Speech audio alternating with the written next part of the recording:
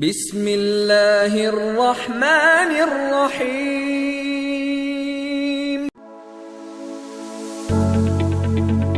السلام علیکم ورحمۃ اللہ۔ پیارے دوستوں، ایک مرتبہ حضور اکرم صلی اللہ علیہ وآلہ وسلم کی خدمت میں ام ہانی تشریف لائیں، جو کہ حضرت علی رضی تعالیٰ عنہ کی بہن ہیں۔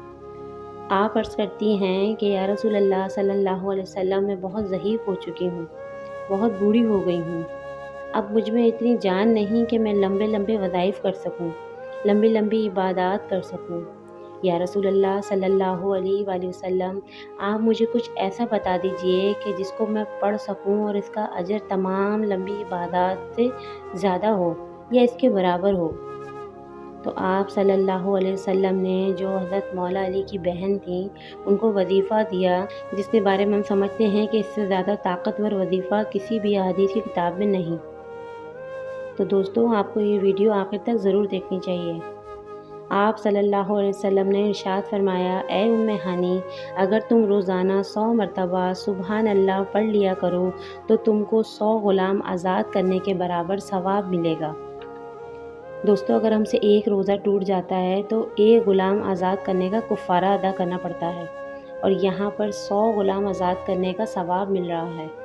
تو آپ صلی اللہ علیہ وسلم نے ارشاد فرمایا کہ اے ام ہانی، اگر تم 100 مرتبہ ہر روز الحمدللہ پڑھ لیا کرو تو تمہیں 100 گھوڑے جہاد پر اللہ کی راہ میں بھیجنے کا ثواب ملے گا۔ اور آپ نے فرمایا کہ اے ام ہانی، اگر تم 100 مرتبہ اللہ اکبر پڑھ لیا کرو تو تمہیں 100 اونٹ اللہ کی راہ میں قربان کرنے کا ثواب ملے گا۔ اور پھر آپ صلی اللہ علیہ وسلم نے ارشاد فرمایا، اے ام ہانی، اگر تم روز 100 مرتبہ لا الہ الا اللہ پڑھ لیا کرو تو یہ زمین و آسمان کے درمیان جتنا بھی فاصلہ ہے اس کو ثواب سے بھر دے گا۔ سبحان اللہ! اتنا مضبوط اور طاقتور وظیفہ ہے، حدیث سے ثابت ہے، کہیں نہیں ملے گا۔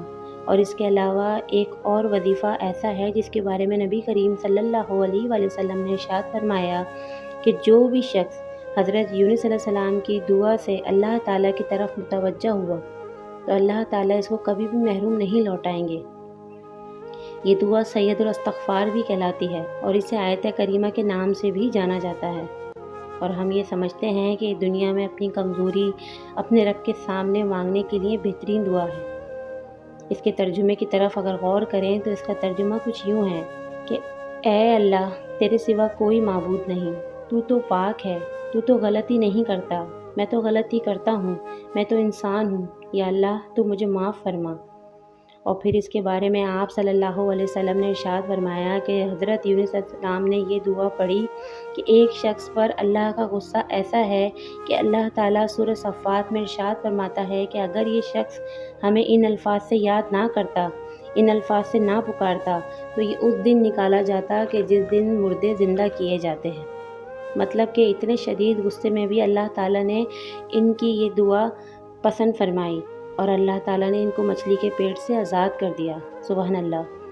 دوستو، صدقہ جاریہ کی نیت سے ان دونوں وظائف کو زیادہ سے زیادہ شیئر کریں۔ اگلی ویڈیو تک کے لیے مجھے اجازت دیجیے۔ السلام علیکم ورحمۃ اللہ۔